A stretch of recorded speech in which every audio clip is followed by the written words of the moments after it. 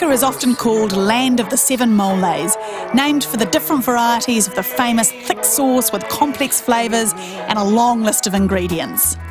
Today I'm going to make a simplified version of a chicken mole, and I'm going to serve that with handmade tortilla. I'm going to start my mole sauce by cooking off my garlic.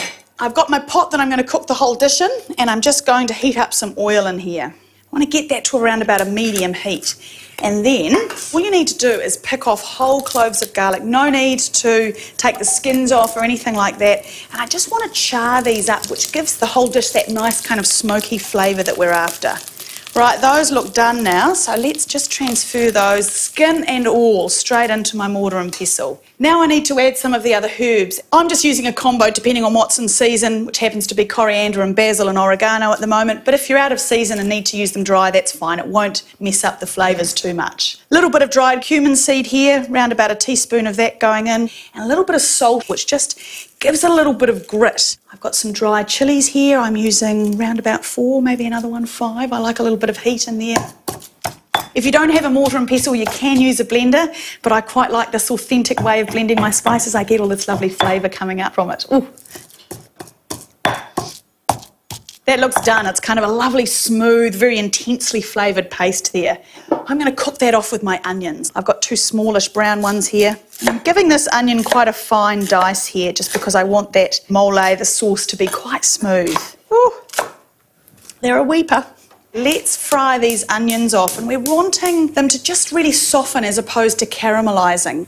Bit of oil adding to that oil that we had our garlic going on in, and we go. A bit of a shake.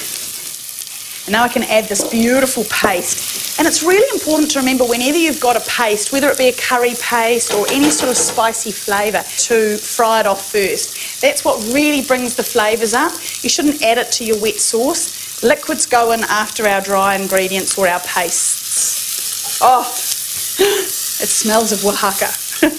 Just turn that down a little bit to allow those onions just to soften as opposed to frying or caramelising. So now I can add my final ingredients. Some chopped tomatoes, and I'm just using a can here in lieu of some fresh ones, and some chicken stock. About a cup of this, but again, you're after a consistency more than anything, so I may end up adding a little bit more later, that's fine. Another one of my ingredients to add at this stage is my cinnamon. I'm just using a whole stick. If you're using powdered cinnamon, maybe around about half a teaspoon. Okay, the sauce is ready, so I'm going to grab some chicken. So I'm using some skinless chicken thighs and some drums, bone in for both of them, just to give that extra flavour there. You could use chicken breast, that's fine, but this is going to be a long, slow cook, kind of a nice wintry dish. And I'm just going to add a little bit more stock at this stage, just so that they're covered. Quick stir to make sure that's all submerged. Great. I'm going to leave that for 45 minutes to an hour, just on a simmer.